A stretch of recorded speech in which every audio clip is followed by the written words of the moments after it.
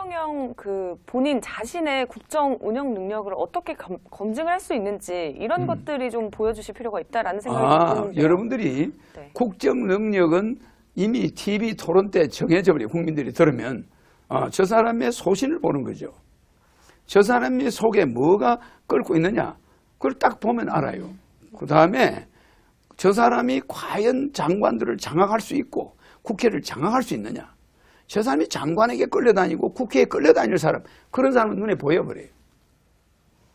어물어물 말을 한다거나 나중에 보겠습니다 뭐 이런 식으로 말을 할 때 더듬거린다거나 이러면 이미 국정을 장악할 수 있는 사람이 아닙니다. 네. 과감하면서 그냥 딱딱 이 말한 거 보면 국민들이 저 사람은 틀림없어.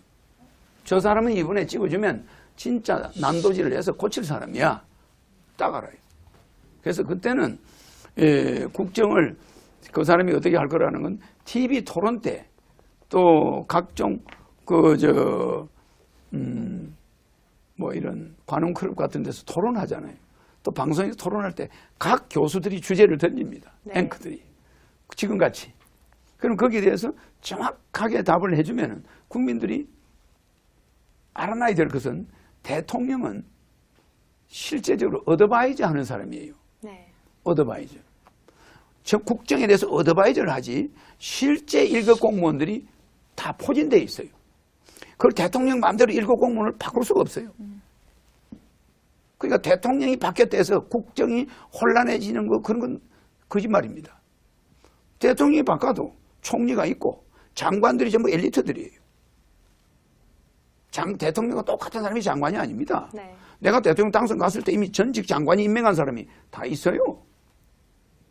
근데 나는 특징이 내가 새로운 장관을 임명하지 않는다는 게 특징이에요.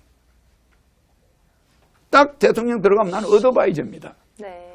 기존 차관들, 장관 있던 사람을 그대로 쓰는 거예요. 너와 내 조직이 없어요. 새로 임명되는 자는 대통령 하나뿐이에요. 농공 행사 안 합니다.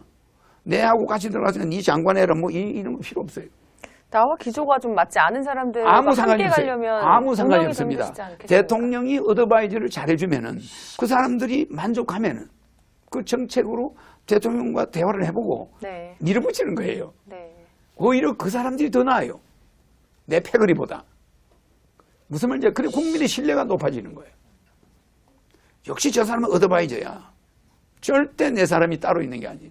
그리고 또 그 장관이 몸이 아파서 그만두면 밑에 차관이 올라오는 식으로 하지 외부 사람을 임명하지 않아요. 절대. 과기처에 있던 사람들 중에서 올라오는 거야. 장관으로. 1급 공무원이 차관이 되고 차관이 장관으로 올라오는 거예요. 네. 업무 파악이 쉬워요. 다 알고 있어요. 그런데 대통령 돼가지고 장관을 전부 새로 바꿔버립니다. 국정이 혼란이 일어나요. 그 국정을 일일이 장관이 밑에 애들 부처 뭐가 있는지도 잘 모르고 그거 배우다가 몇 년 가버리고 나라 망해요. 딱 쓰던 사람들 그대로 데리고 와서 대통령 어드바이저로서 딱 야 이런 게 우리나라 좋지 않겠냐. 그럼 장관들이 나 못하겠어 이러면 나가는 거고. 줬어 나 허총재 대통령 새로운 대통령 뜻이 괜찮소 이러면 따라가는 거고. 그래서 절대 대통령이 강력한 대통령이 나오면 네. 어떤 사람 밑에 있던 사람도 필요 없어요. 다 나와 함께 가는 거야. 그렇다면 일단 국가를 운영하는 리더로서 필요한 자질은 어드바이저 역할이라는 게 확고하신 건가요? 그렇죠. 정말 대통령을 여러분들은 잘못 알고 있는데 대통령이 올라와서 장관을 다 바꿔버리면 그들이 각 부처의 업무를 아는 데만 2, 3년이 걸려요. 네. 거짓말하는 거 아닙니다. 거기서 올라온 사람들 전문 공무원들을 그 고급 공무원을 있기 때문에 나라가 엉망으로 가지 않습니다. 절대 나라라는 건 대통령 마음대로 나라가 흔들리고 이거 없습니다. 그 고급 공무원들이 대통령을 보좌하고 있기 때문에 안전돼요. 알겠죠? 네. 단 국회를 새로 만든다거나 강력한 걸 제시할 때 반대하는 장관은 나가겠죠. 네. 그런데 내가 제시하는 것이 상당히 강하면서도 포용을 합니다. 그러면 그 총재님께서 내놓으셨던 공약 중에 3.3 공약이라는 게 있는데 그것도 그대로 3.3 공약이 그 3.3 공약은 내가 한 달이면 모든 장관에게 달달 외우게 해가지고 각 부처별로 자기가 해야 될 거, 그 공약에 어떤 식으로 이행할 거는 딱 받아가지고 해버리면 나는 거기 있을 필요도 없어요. 확인만 하는 거죠. 딱 한 번 하면 한 두 달 만에 다 바뀌어, 우리나라는. 그리고 경기가 확 살아나요. 네. 그러면서 나라가 제대로 돌아가는 거죠. 근데 거기서 재원 마련에 대한 부분은 좀 언급이 되어 있지 않던데 재원 마련은 어떻게 하시게? 재원 마련은 너무나 쉬운 거라서 제일 많이 언급한 게 재원 마련입니다. 네. 내가 재원 마련에 대해서 언급한 게 제일 많아요. 그게 뭐냐 하면은 국회의원 100명으로 줄여. 보좌관 3,000명이에요. 한 사람당 9명씩. 300명이니까. 네. 그 3,000명을 다 없애. 그리고 국회의원은 국가 예산을 하나도 안 가져가. 후원금만 받아가 유지하게. 대통령 월급만 가지고 받지만 네. 국회의원은 왜 월급도 받고 후원금도 받아? 그건 이제 안 되니까 후원금만 가지고 하게. 국민 세금은 전부 국가 예산의 70%를 국민에게 돌려줘. 배당금으로. 내 정책이 틀린 게 아닙니다. 이거 할 수가 있어요. 예, 각종 위원회, 쓸데없는 연구비. 아니 출산수당을 한 사람 우리가 지금 30만 명을 낳거든 1년에. 그럼 한 사람당 1억씩 주면 30조예요. 그런데 1년에 지금 출산 장려를 위해서 30조 예산이 마련되어 있습니다. 네. 그거 어떻게 쓰는지 압니까? 출산 연구비로 다 나가요. 그건 뭡니까 그거? 보조해 주는 거 조금 보조해 주고. 그냥 그런 예산은 줄 필요 없습니다.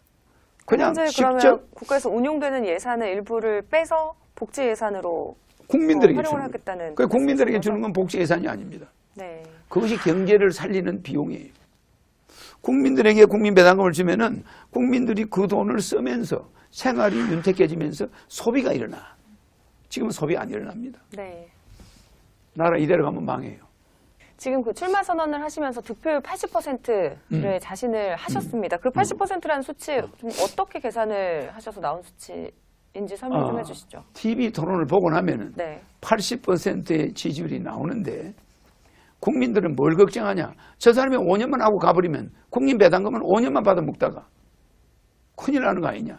이 정도가 됩니다. 네. 오히려 저 사람을 내가 찍어서 저 사람이 대통령이 되면은 5년 동안만 국민 배당금이 나오면 큰일 나잖아. 다른 대통령이 나오면 없어지잖아. 그죠? 네. 오히려 그런 걸 걱정하지 대통령 안 될까 봐서 돈 못 받을까 봐서 걱정하는 사람은 없어요.